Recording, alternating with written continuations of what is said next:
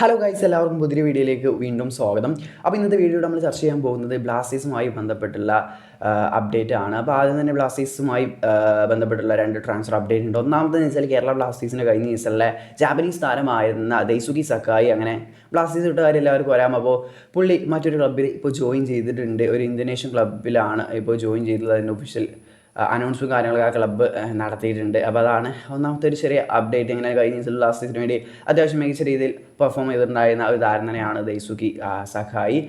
അപ്പോൾ ദൈസുകി സക്കായി ഇന്തോനേഷ്യൻ ക്ലബ്ബിലാണ് അപ്പോൾ ഒരു സീസണിൽ കളിക്കാൻ പോകുന്നത്. അപ്പോൾ ഇനി മറ്റൊരു ട്രാൻസ്ഫർ അപ്ഡേറ്റ് എന്തെന്ന് വെച്ചാൽ കേരള ബ്ലാസ്റ്റേഴ്സിൻ്റെ മലയാളി താരമായ നിഹാൽ സുധീഷുമായി ബന്ധപ്പെട്ടാണ്. അപ്പോൾ താരം അടുത്ത സീസണിൽ ബ്ലാസ്റ്റേഴ്സിന് വേണ്ടി കളിക്കാൻ സാധ്യതയില്ല. താരത്തെ വിൽക്കുന്നില്ല, പകരം ഒരു ലോൺ ഔട്ട് ചെയ്യുകയാണ് കേരള ബ്ലാസ്റ്റേഴ്സ്. അടുത്ത സീസണിൽ ലോണിൽ പഞ്ചാബ് എഫ് സിയിൽ കളിക്കുമെന്നാണ് പറയാൻ സാധിക്കുന്നത്. റിപ്പോർട്ട് ചെയ്യുന്നത് സില്ലീസ് ആണ്. അപ്പോൾ സില്ലീസിൻ്റെ റിപ്പോർട്ട് അനുസരിച്ച് കേരള ബ്ലാസ്റ്റേഴ്സ് താരത്തെ ലോൺ ഔട്ട് ചെയ്യുകയാണ്. അപ്പോൾ പഞ്ചാബ് എഫ് സി താരത്തെ സ്വന്തമാക്കാൻ പോവുകയാണെന്നാണ് ന്യൂസ് ലോൺ കാലാവധിയിൽ. അപ്പോൾ കഴിഞ്ഞ സീസണിൽ ഇപ്പോൾ പറയാം 23 വയസ്സുകാരനായ റൈറ്റ് വിങ്ങറാണ് നിഹാൽ സുധീഷ്.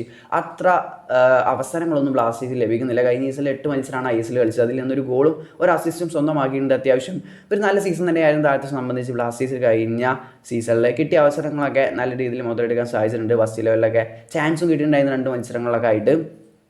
അപ്പോൾ എങ്ങനെയായാലും കുറച്ചും കൂടി പ്ലേയിങ് ടൈമൊക്കെ കിട്ടുന്നൊരു ക്ലബ്ബ് തന്നെ ആയിരിക്കും പഞ്ചാബ് എഫ് സിയിലേക്ക് പോവുകയാണെങ്കിൽ. അപ്പോൾ അതൊരു നല്ലൊരു ഡിസിഷനായിട്ട് തന്നെയാണ് എൻ്റെ അഭിപ്രായത്തിൽ എനിക്ക് പറയാനുള്ളത്. അപ്പോൾ അവിടെ പോയിട്ട് കൂടുതൽ താരത്തിന് മെച്ചപ്പെടാൻ സാധിക്കട്ടെ എന്ന് തന്നെയാണ് എനിക്ക് പറയാനുള്ളത്. അപ്പോൾ ഇനി മറ്റൊരു അപ്ഡേറ്റ് എന്തെന്ന് വെച്ചാൽ കേരള ബ്ലാസ്റ്റേഴ്സിൻ്റെ സ്പോൺസേഴ്സുമായി ബന്ധപ്പെട്ടാണ്. ബ്ലാസ്റ്റേഴ്സ് ഇപ്പോൾ തങ്ങളുടെ ഒരു മെയിൻ സ്പോൺസറിനെ അനൗൺസ് ചെയ്തിട്ടുണ്ട്. അപ്പോൾ കേരള ബ്ലാസ്റ്റേഴ്സിൻ്റെ പുതിയ സ്പോൺസേഴ്സ് അത് ഫ്രീമാൻസ് ആണ്.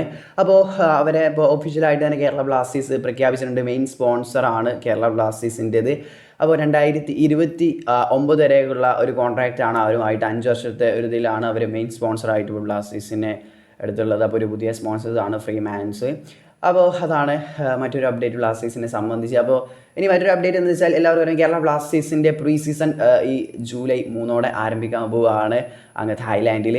അപ്പോൾ അതിൻ്റെ ഒരുക്കങ്ങളൊക്കെ ആരംഭിച്ച് തുടങ്ങിയിട്ട് തന്നെ പറയാം. നമ്മുടെ പരിശീലകനായ മിഖായൽ സ്റ്റാർ അതുപോലെ അസിസ്റ്റൻറ്റ് പരിശീലകരൊക്കെ പുറപ്പെട്ടിട്ടുണ്ട്, തായ്ലാൻഡിലേക്ക് എത്തും. അവർ പുറപ്പെട്ടതിൻ്റെ കാര്യങ്ങളൊക്കെ അവർ സോഷ്യൽ മീഡിയയിലും ഇൻസ്റ്റാഗ്രാമിലൂടെ അറിയിച്ചിട്ടുണ്ട്. അതുപോലെ തന്നെ നമ്മുടെ വെർണർ മാർട്ടിൻസ്, നമ്മുടെ മറ്റൊരു സഹപരിശീലനായ വെർണർ മാർട്ടിൻസ് അവിടെ എത്തിയിട്ടുണ്ട്. അപ്പോൾ അങ്ങനെ മറ്റു നമ്മുടെ കോച്ചുമാരും കാര്യങ്ങളൊക്കെ അവിടെ എത്തി തുടങ്ങിയിട്ടുണ്ട്. ഒപ്പം ഇനി പ്ലേയേഴ്സും എത്തിയാൽ അപ്പോൾ ഇത്തവണത്തെ പ്രീ സീസണിൻ്റെ 3-ാം തീയതി നമ്മൾ തുടക്കം കുറിക്കും. അപ്പോൾ എങ്ങനെയായാലും ഒരു ഗംഭീര സീസൺ തന്നെ വരട്ടെ എന്ന് തന്നെ നമുക്ക് പ്രാർത്ഥിക്കാം. അപ്പോൾ മറ്റു സൈനികവും കാര്യങ്ങളൊക്കെ ഇനി ഉടനെ ബ്ലാസ്റ്റേഴ്സിൻ്റെ ഭാഗത്ത് നമുക്ക് പ്രതീക്ഷിക്കാം. സൈനിക അനൗൺസ്മെൻറ്റും കാര്യങ്ങളൊക്കെ എന്ന് പ്രതീക്ഷിക്കുന്നു. അപ്പോൾ വീഡിയോ അവസാനിക്കുകയാണ്. ഇതൊക്കെയാണ് അപ്ഡേറ്റ്. അപ്പോൾ നെക്സ്റ്റ് വീഡിയോ വീണ്ടും കാണാം. അതുവരെയും ബൈ.